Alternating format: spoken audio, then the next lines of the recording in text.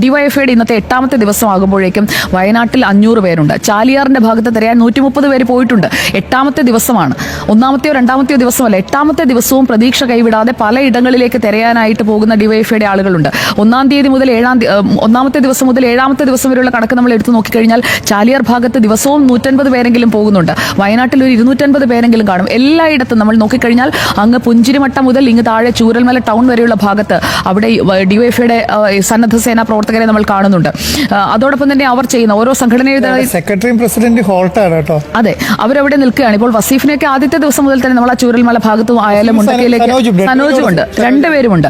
അപ്പോൾ ഈ രാഷ്ട്രീയത്തിന് അതീതമായി ചേർന്ന് നിൽക്കുന്ന മറ്റൊരാൾക്ക്, അതായത് ഇപ്പോൾ സേവാഭാരതിയുടെ സന്നദ്ധ പ്രവർത്തകന് മുറിവ് പറ്റിയാൽ, യൂത്ത് കോൺഗ്രസിന്റെ സന്നദ്ധ പ്രവർത്തകന് മുറിവ് പറ്റിയാൽ അവിടെ മരുന്നുമായി എത്തുന്നത് ഡിവൈഎഫ്ഐക്കാരനാണ്, അല്ലാതെ അതേ സംഘടനയിലെ ആളല്ല.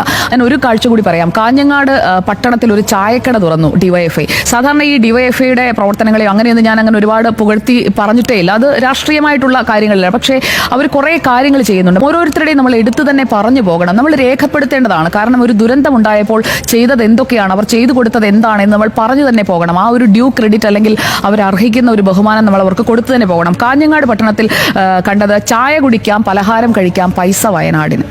നമുക്ക് തോന്നുന്ന ചെറിയൊരു കാര്യമാണ്. ഈ 11ാം തീയതി വരെയുള്ള ഒരു ടെമ്പററി ചായക്കടയാണ്, പക്ഷെ അത് കൊടുക്കുന്ന ഒരു സന്ദേശം ഒന്ന് ആലോചിച്ച് നോക്കൂ.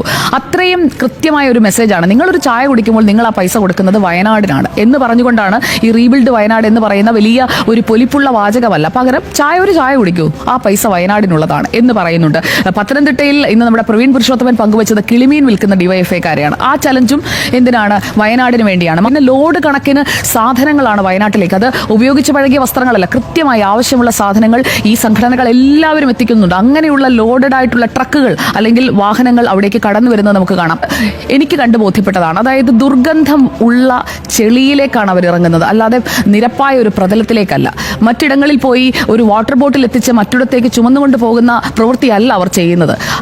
ഉറ്റവർ പോലും കൈകൊണ്ടെടുക്കാൻ മടിക്കുന്ന തരത്തിലായി കഴിഞ്ഞിരിക്കുന്ന പ്രിയപ്പെട്ടവരുടെ മൃതദേഹം ആ ചെളിയിൽ ഇറങ്ങി അവരെടുക്കുകയാണ്.